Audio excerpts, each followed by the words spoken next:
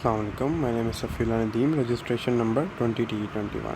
तो आज हम अपनी लैब नंबर 5 के टास्क की तरफ आएंगे, पर उससे पहले मैं आपको बताता हूँ कि इसमें हमने करना क्या है। इसमें बेसिकली हमने एक फ़ंक्शन DFT यानी डिस्क्रीट फॉरियर ट्रांसफॉर्म और इन्वर्स डिस्क्रीट फॉरियर ट्रांसफॉर्म के दो फंक्शंस हमने यहाँ बनाए। ठीक है, तो हम पहले फ़र्स्ट वाले को एक्सप्लेन करते हैं। अब फर्स्ट वाले में बेसिकली देखें हमने क्या किया। फ़र्स्ट वाले में हमने एक वेरिएबल असाइन किया है हमारे DFT को, n से हमने लेंथ को रिप्रेजेंट कराया और y से हमने ज़ीरोस को। सिमिलरली हमने एक लूप लगा दिया यहाँ पे जो 0 से स्टार्ट होगा और n-1 पे रुक जाएगा अकॉर्डिंग टू दी फार्मूला। और ये हमने यहाँ पे फार्मूला इम्प्लीमेंटेशन कर दी इसकी कि जितनी दफ़ा हमारे पास वैल्यूज़ आएंगी ये उसको उधर इंटरप्रेट करके उसके हमें रिज़ल्ट्स देगा। तो हम इसको साथ सेव भी कर लेते हैं क्योंकि फंक्शन जब तक हम सेव नहीं करते वो रन नहीं होते। इस तरह अगर हम इन्वर्स वाली तरफ आते हैं और उसके फार्मूला में ही जस्ट डिफरेंस है, वो हमारे पास इस जगह आता है कि बेसिकली यहाँ पे हमारे पास डिवाइड हो रहा है, नथिंग एल्स। तो बाकी ऐसे ही है और यहाँ पे डिवाइड बाय n है, ये इसकी एक फार्मूला इंटरप्रिटेशन है हमारे पास। तो अब फर्स्टली हम अपने टास्क नंबर 1 की तरफ आते हैं। अब टास्क नंबर 1 में बेसिकली क्या है, हमारे पास एक सीक्वेंस है x से डिफरेंट, हमारे पास लैब में भी सीक्वेंस गिवन है। तो एक उसमें से ये सीक्वेंस मैंने पिक किया है और ये है कि हमारे पास इसमें ये y=DFT हमने इसका निकाला, इसको डिस्प्ले करेंगे हम रिज़ल्ट्स इसके, और इसी तरह जो है हमने इसका इन्वर्स फॉरियर भी कैलकुलेट करेंगे और उसको भी हम डिस्प्ले कर देंगे। तो ओके, अब इसको हम रन करते हैं तो देखते हैं क्या होता है। ठीक है, तो ये हमारे पास इस सीक्वेंस का रिज़ल्ट आ गया। ठीक है, इसको अगर हम बड़ा कर सकते हैं, ये एक हमारे पास इसका इन्वर्स का और इस तरह हमारे पास डिस्क्रीट फॉरियर का रिज़ल्ट आ जाता है। और अगर हम अपना सीक्वेंस चेंज करना चाहें, कोई भी हम सीक्वेंस रख सकते हैं। लेट्स सपोज हम अपना सीक्वेंस यहाँ से चेंज कर लेते हैं। लाइक हम इसको कर लेते हैं 1, 2, 3।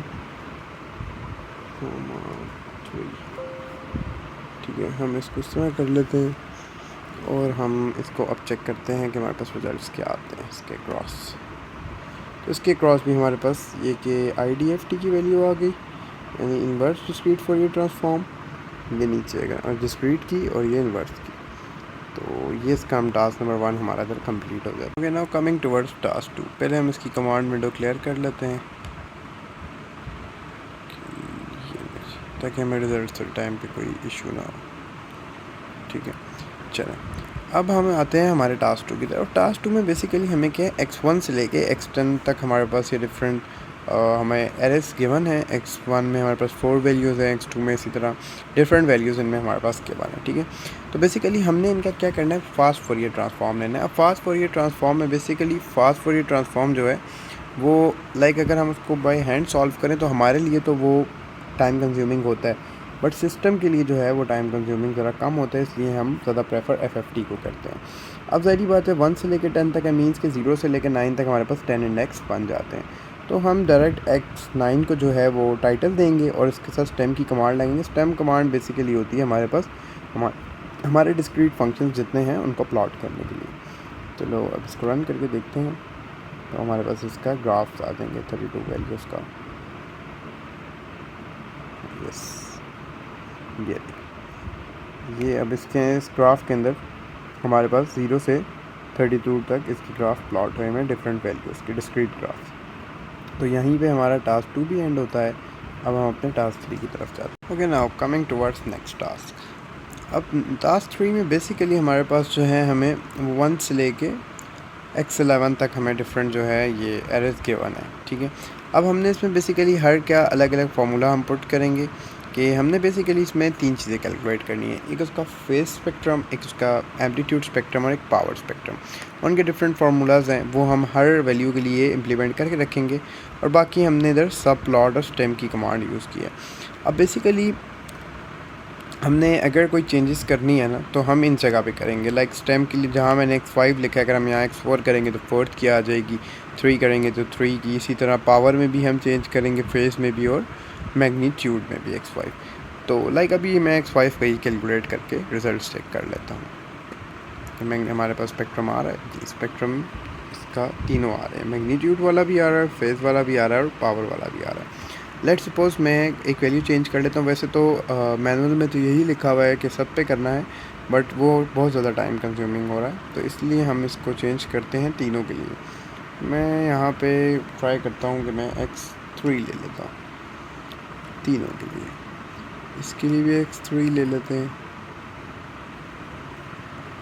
ये अगर सिलेक्ट हो जाए बैक स्पेस कर देते, ये भी x3 हो गया।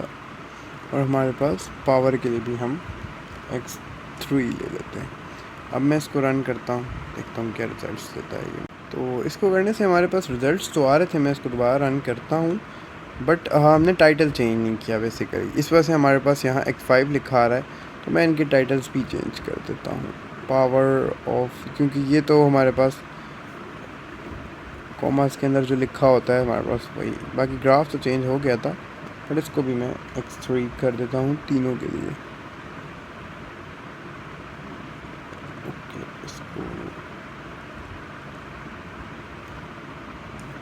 चलें अब इसको रन करके देखते हैं। ठीक है, तीनों के लिए मैंने x3 कर दिया। चलो रन करते हैं इसको, अब ये हो जाएगा। यस, ये हो गया। तो ये हमारे पास यहाँ पे टास्क 3 था हमारा, और यहाँ पे हमारी लैब नंबर जो हमारी 5 है वो कंप्लीट हो जाएगी।